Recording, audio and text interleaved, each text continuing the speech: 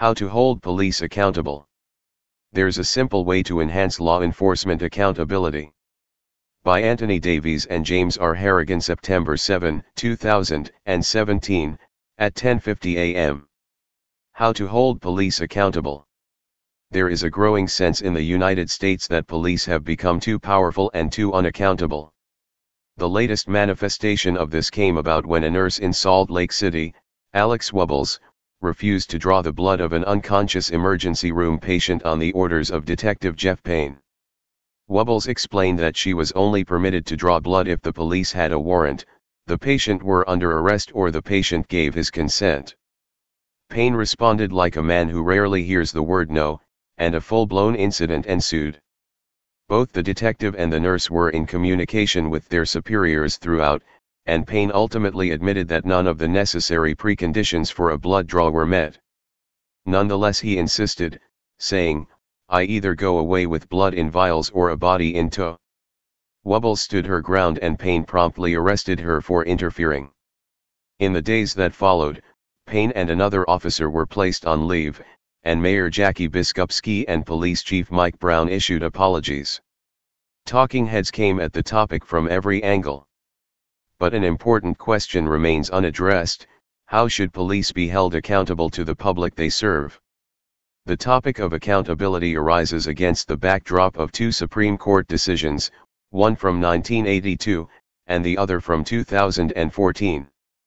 In Harlow v. Fitzgerald, the court decided that public servants, including police officers, enjoy qualified immunity, which means that an officer cannot be held civilly liable for violating a person's rights unless the person's right is established beyond dispute, and the officer violates a clearly established law that a reasonable officer should know. Related content. Body cameras won't bring justice. Video of the fatal shooting of Walter Scott shocked the nation. But it wasn't enough to bring him justice. This raises an interesting point: how deeply should police officers know and understand the laws they are sworn to uphold? The Supreme Court's 2014 decision in Haymans v. North Carolina provides an unfortunate answer.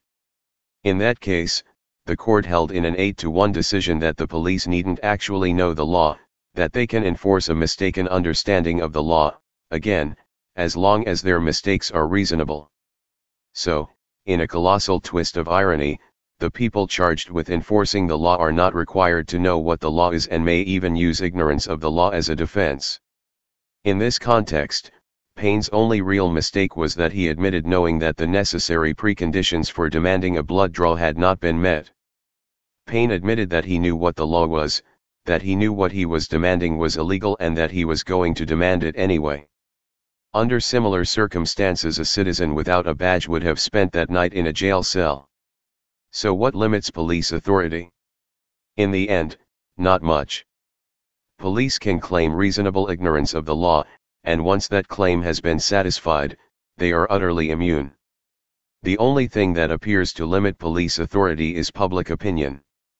And while there remain both those who defend the police no matter what heinous crimes they commit, and those who damn the police no matter how much good they do, the tide of public opinion is clearly turning. This is true in no small part because of the smartphone and body cam video evidence that people see on a daily basis. With modern technology, we now have actual recordings where before there were only reports.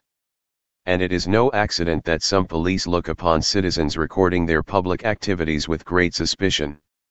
The fallback defense that typically emerges is that we need to give police the maximum benefit of the doubt because they put their lives on the line to protect us, which is true. But what's relevant is the extent to which they do so compared to others who are not extended this maximum benefit of the doubt. Police work is dangerous. But by the numbers, it is not nearly as dangerous as many other jobs. Chart on occupational fatalities per 100,000 full-time workers. Anthony Davies / James R. Harrigan. According to the Bureau of Labor Statistics, the on-the-job fatality rate for police work isn't even among the top 20 for U.S. civilian jobs. The fatality rate for loggers is more than 10 times that for police. The fatality rate for truck drivers is twice as high as that for police.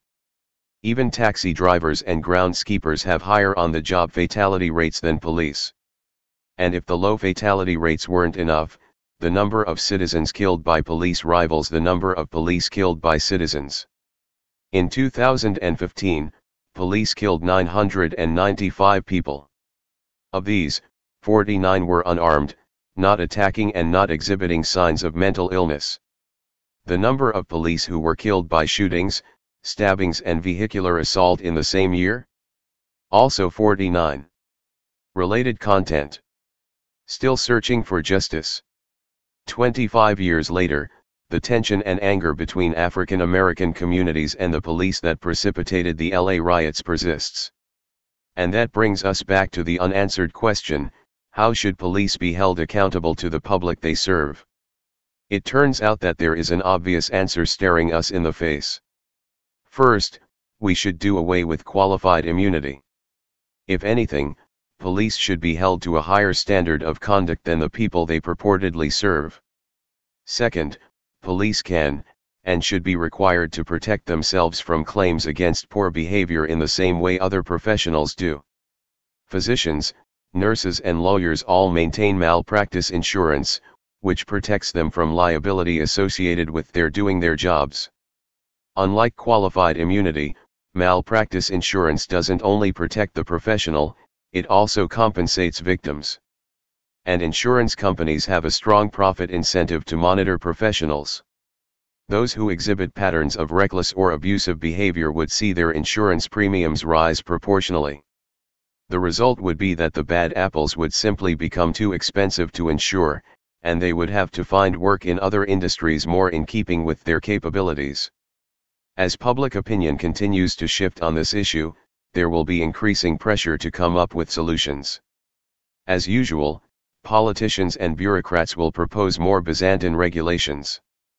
But a market response like malpractice insurance is cleaner, simpler, and likely a lot more effective.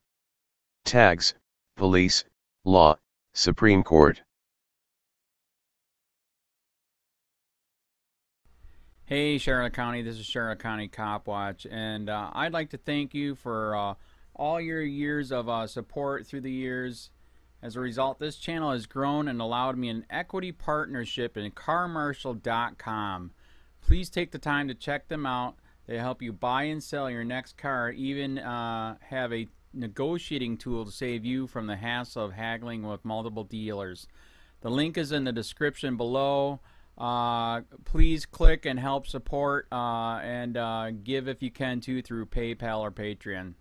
Thanks again.